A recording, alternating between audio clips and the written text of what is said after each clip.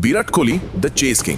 Scoreboard যতই বলুক 23 for 3, 80 for 4, match প্রায় হাত ছাড়া, তবু মনে হতো স্টিল পসিবল। কমেন্টেটর বলতো ইন্ডিয়া ইন ট্রাবল, কিন্তু ক্রিজে সে থাকলে ট্রাবল শব্দটা আস্তে আস্তে হোপ হয়ে যেত। কারণ একটা সময় ছিল চেজ মানেই বিরাট কোহলি। এশিয়া কাপ 2012 মিরপুর, পাকিস্তান 329, 22 বছরের এক ছেলেই খেললো 183। অসম্ভবকে সেদিন স্বাভাবিক বানিয়েছিল। টি20 ওয়ার্ল্ড কাপ 2016 মোহালি, শেষ 5 ওভার্সে দরকার ছিল 67, সে করলো 82 নট আউট। ইম্পসিবল থেকে possible. T20 world cup 2022 Melbourne, 31 for 4, stadium নিস্তব্ধ।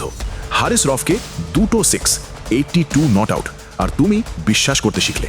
আর তারপর T20 world cup 2024 final south আফ্রিকার বিরুদ্ধে, টপ অর্ডার ভেঙে পড়লেও সে খেললো 76, 59-এ। ইন্ডিয়া তুলল 176 for 7। ফাইনাল জিতে man of the match Virat Kohli. প্রেজেন্টেশনে বলল, this was my last T20 for India. এভাবেই শেষ হলো একটা যুগের অবসান। আর কাল সাউথ আফ্রিকার বিরুদ্ধে বড় টার্গেট চেস করতে গিয়ে যখন ইন্ডিয়া হারলো, তুমি কি একবারও ভাবনি যে আজ যদি সে থাকতো? কাল যখন টার্গেটটা পাহাড়ের মতো বড় হয়ে দাঁড়ালো, স্কোরবোর্ড এগোচ্ছিল কিন্তু বিশ্বাসটা এগোচ্ছিল না। আমরা হয়তো মুখে কিছু বলিনি, তবে মনে মনে ছিল, ইস, আজ যদি সে থাকতো। বিরাট শুধু একটা নাম ছিল না, ছিল 150 কোটি ভারতের কঠিন মুহূর্তে একটা ভরসা। হ্যাঁ, কাল আমরা সবাই একটু করে চেজ কিংকেই মিস করছিলাম।